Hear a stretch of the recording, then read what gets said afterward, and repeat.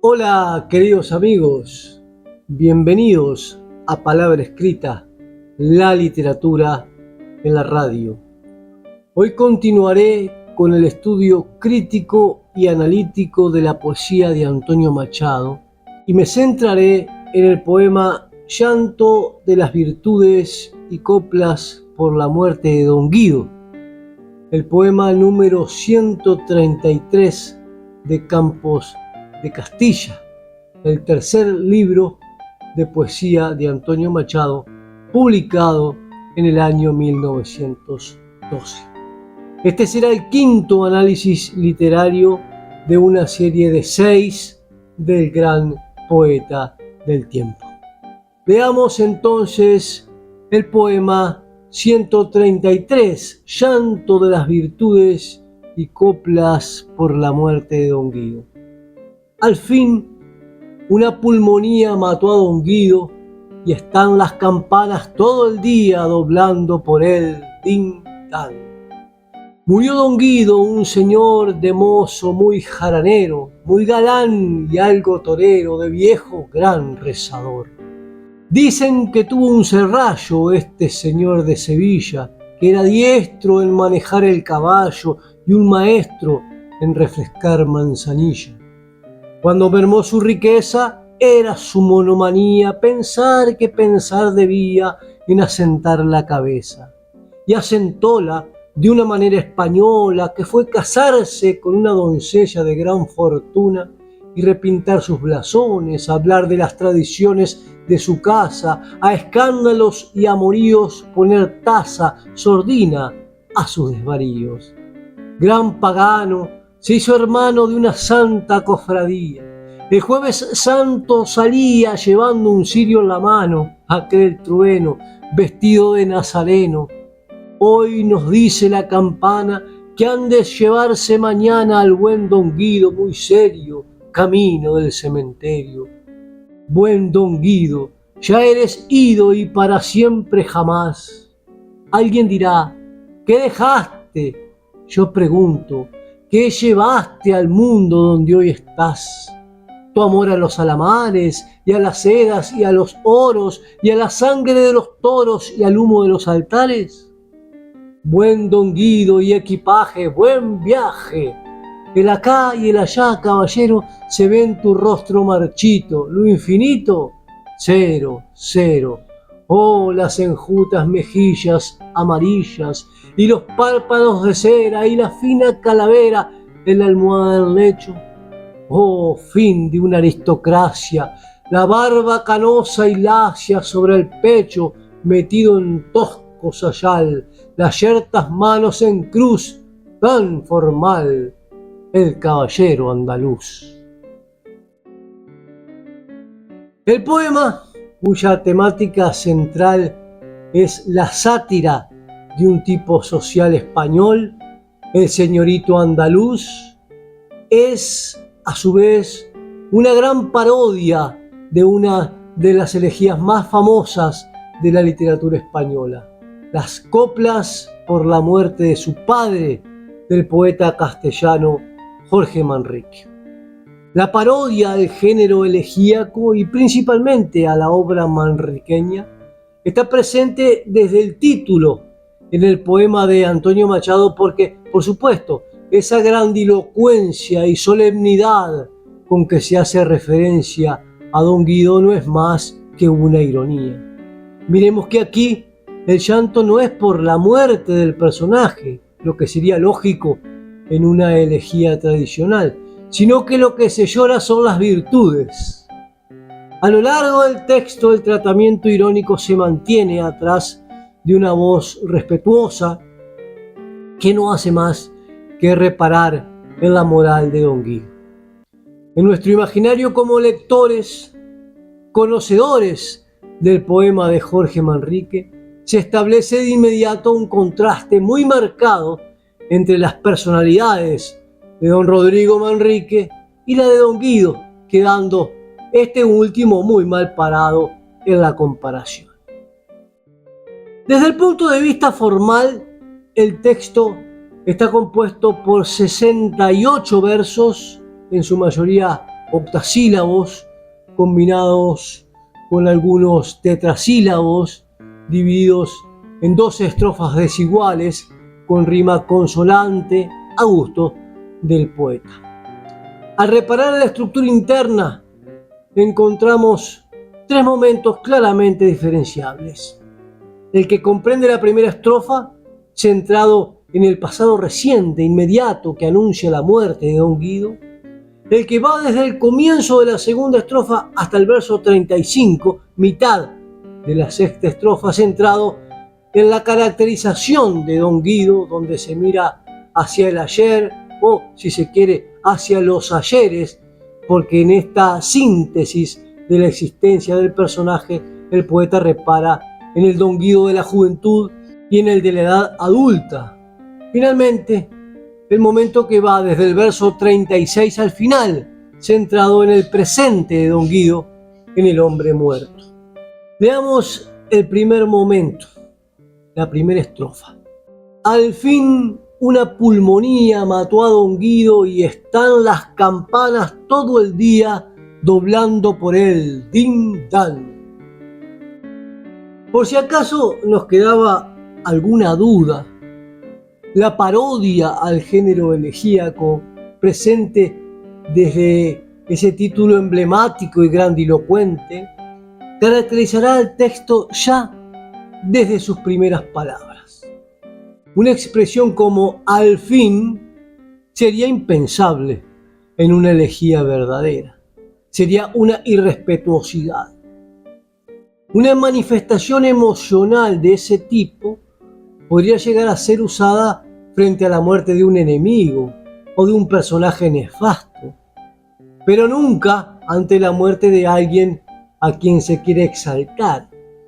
De manera que ese al fin no es más que el comienzo del tratamiento irónico que se dará a la figura de Don Guido a lo largo del poema. La mención a la enfermedad por la que murió también es otro elemento degradante. No se trata aquí de un personaje que haya muerto en un campo de batalla ni defendiendo altos ideales, sino de alguien que está a la altura de cualquier mortal, porque tiene una muerte común. Incluso, la degradación del personaje llega a tal punto que, si bien miramos, veremos que Don Guido no es el sujeto del verbo, de manera que ni siquiera ese momento decisivo de la muerte ha sido protagonizado por él.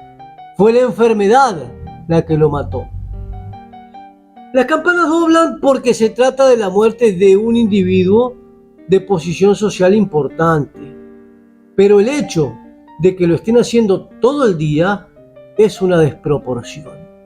Aquí hay una clara crítica social indirecta a una comunidad que valora tanto a individuos de la categoría de Don Guido, y a su vez hay un tratamiento casi caricaturesco de la situación, por la enorme distancia de la voz lírica con el personaje fallecido. Esa onomatopeya ding-dang degrada algo que debería ser solemne, el sonido de las campanas. Hay un tono juguetón en este poema que definitivamente lo aparta de una elegía tradicional. Incluso podríamos sumar otro aspecto que le quita a este poema la seriedad necesaria que toda elegía debería tener, el ritmo.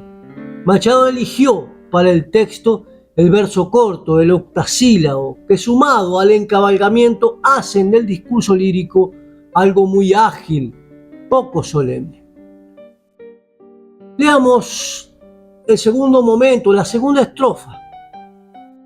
Murió Don Guido, un señor de mozo muy jaranero, muy galán y algo torero, de viejo gran rezador.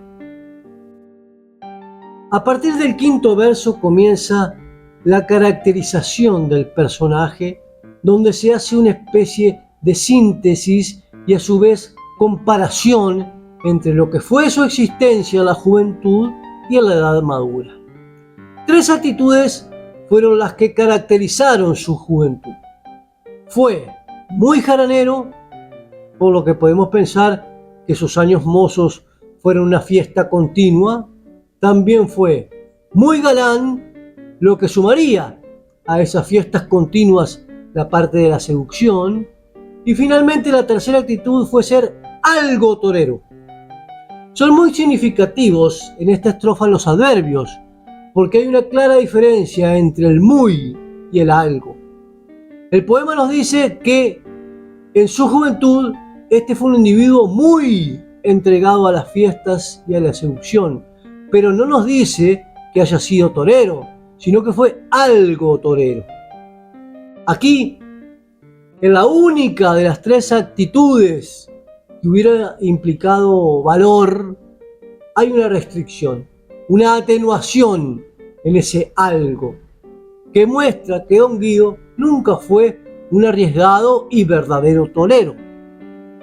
Pero esta actitud mundana cambia radicalmente cuando el personaje llega a viejo.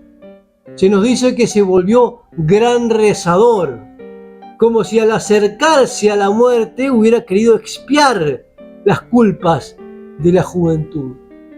Este es un cambio motivado por el tiempo, no por una toma de conciencia. Incluso es un cambio superficial, externo. No se trata de una transformación espiritual del individuo. Leamos la tercera estrofa. Dice: dicen que tuvo un serrallo este señor de Sevilla, que era diestro en manejar el caballo y un maestro en refrescar manzanilla.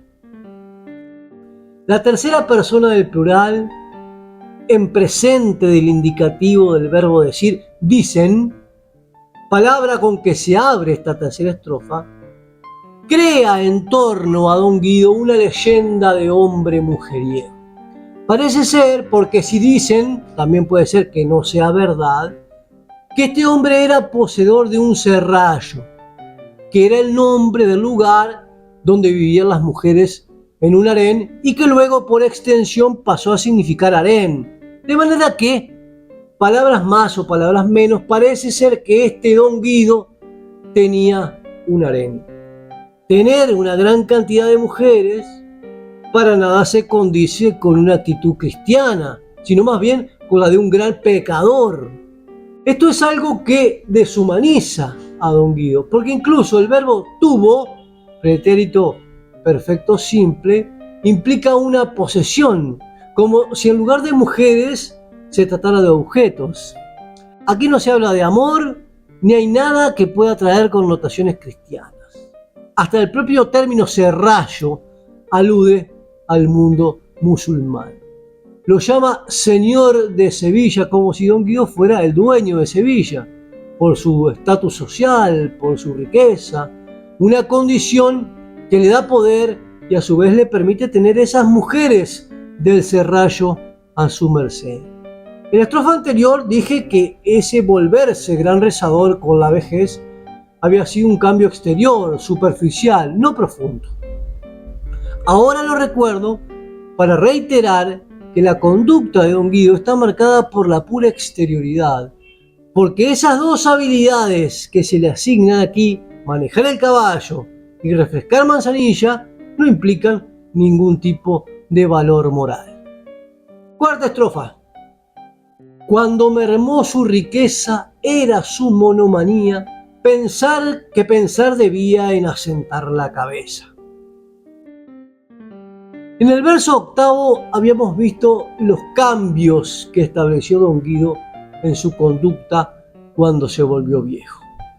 Aquí encontramos nuevamente un cambio que lo llevó a reflexionar. Esta vez no se trata de la pérdida de la juventud, sino de la merma de la riqueza. Este fue un cambio que se transformó en una obsesión para él, algo que lo llevó a presionarse a sí mismo, a decirse que debía madurar, cambiar de actitud, al menos si quería seguir disfrutando de algo, de todo aquello que había podido gozar en una vida de despilfarros. Quinta estrofa. Y asentóla de una manera española que fue casarse con una doncella de gran fortuna y repintar sus blasones, hablar de las tradiciones de su casa, a escándalos y amoríos poner tasa, sordina a sus desvaríos. Si reparamos en la parte formal de esta estrofa no podemos dejar de recordar en el uso del pie quebrado a la elegía de Jorge Manrique. De manera que la parodia a ese texto manriqueño por parte de Machado no solo se ve en la ironía con que maneja el material poético narrativo, sino también en la parte estructural del poema. Aquí continuamos viendo cómo los cambios de Don Guido nunca responden a una transformación verdadera, moral o espiritual, sino que son cambios externos, superficiales. Para asentar la cabeza y poder vivir los últimos años de su vida con solvencia económica y prestigio social, lo que hizo fue casarse con una doncella de gran fortuna.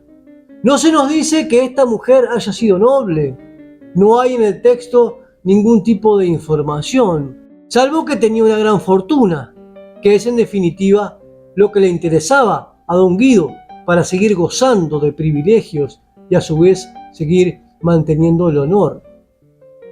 Y, lógicamente, una vez que se casó, apuntó a darle lustre a su apariencia, repintando los blasones para exaltar su linaje. El casamiento fue un acontecimiento que le permitió darle un nuevo esplendor a su vida nobiliaria. Y claro, esto también trajo aparejado un cambio en sus costumbres.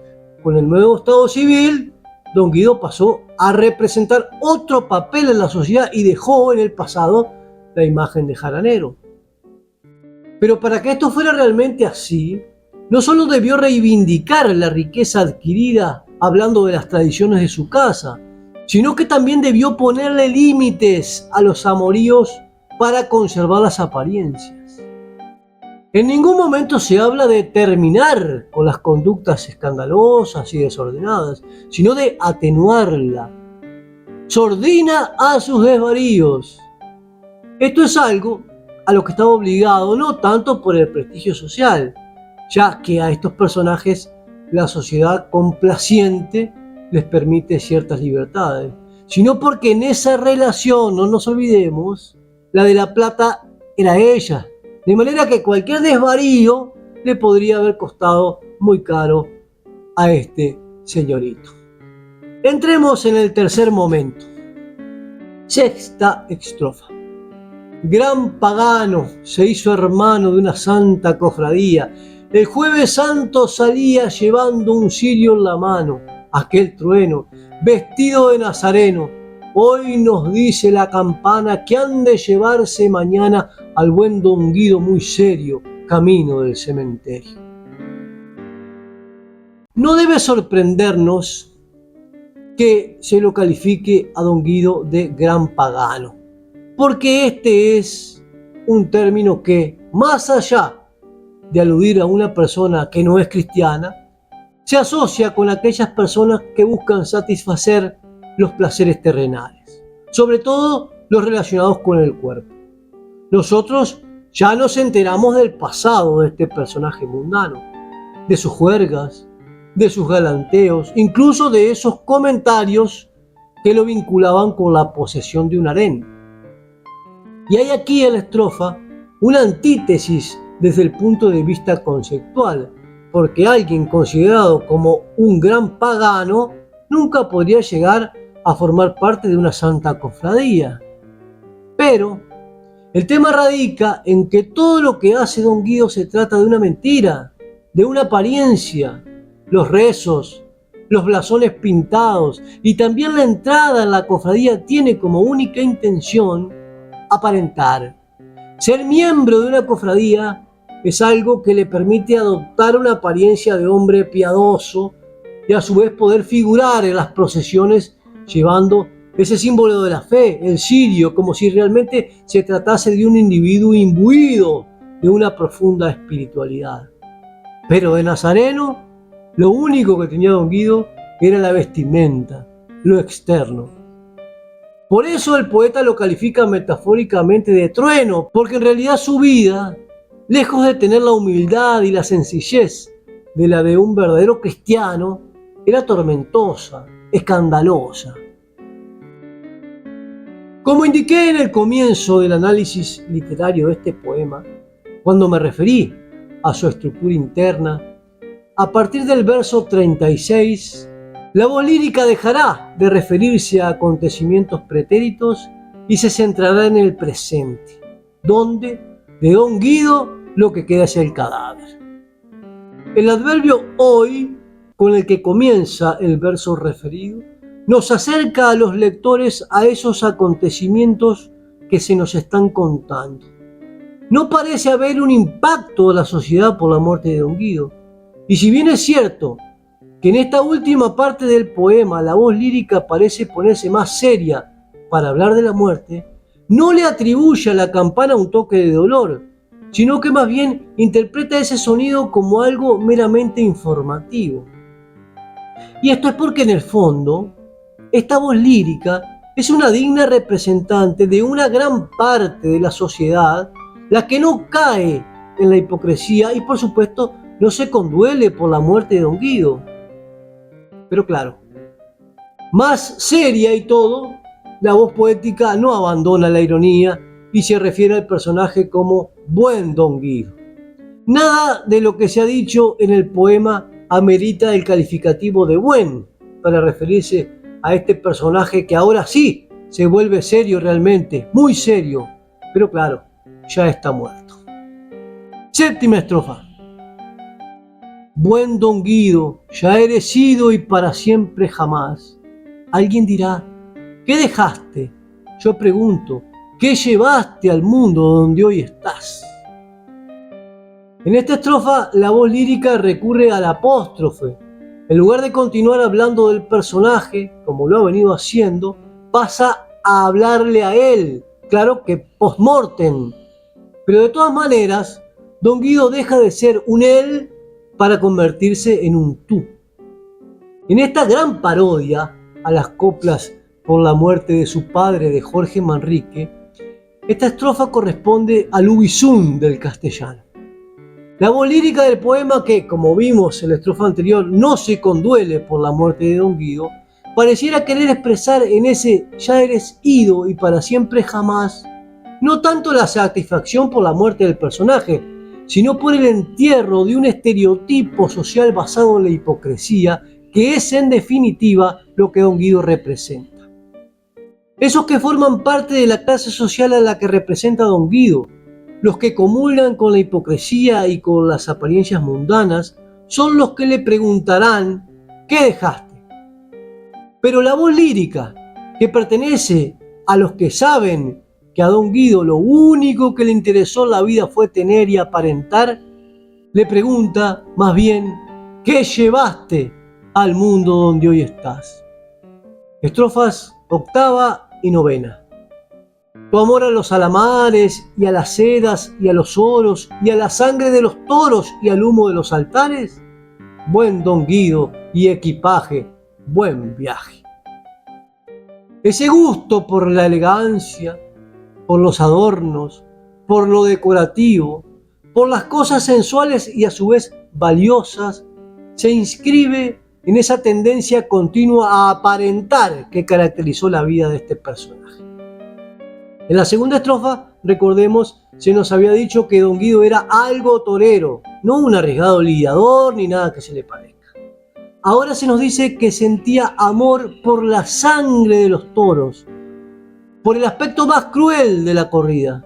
No se nos dice en esta estrofa que haya tenido fe, ni que haya sentido amor por los valores cristianos, sino que lo que amó fue el humo de los altares, o sea, lo exterior, lo ceremonial.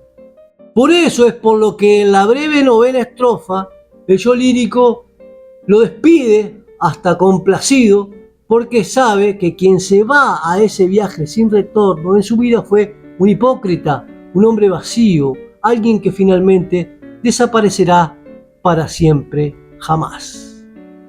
Décima estrofa. El acá y el allá, caballero, se ve en tu rostro marchito. Lo infinito, 0, 0. Lo marchito del rostro de Don Guido muestra lo que fue en vida y lo que es ahora la muerte. En vida fue un símbolo de lo marchito, de una sociedad que el poeta quiere despedir con gusto para siempre jamás. En el más allá, en la eternidad, también estará marchito, porque como vimos, él nunca tuvo una verdadera vida espiritual, sino que únicamente se aferró a las apariencias, a lo ornamental. Por eso es por lo que de lo infinito en su rostro se ve 0, 0. 11ª estrofa.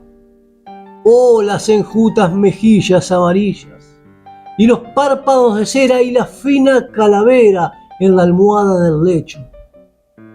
Esta es una estrofa notablemente marcada por la ironía, porque lo que encontramos en ella es una descripción exclamativa del cadáver. Con este recurso es como si se estuviera pronunciando un elogio, cuando en realidad de elogio esto no tiene nada. No hay en la imagen descrita más que un hombre muerto con sus características típicas. 12ª estrofa.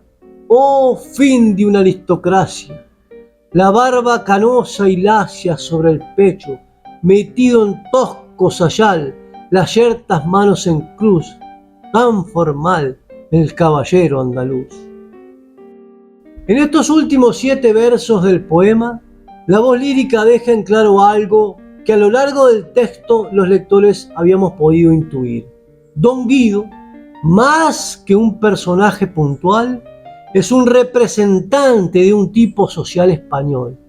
Este caballero, este aristócrata andaluz, este señorito que en su vida tormentosa y superficial solo pensó en él mismo, finalmente encontró la formalidad después de muerto.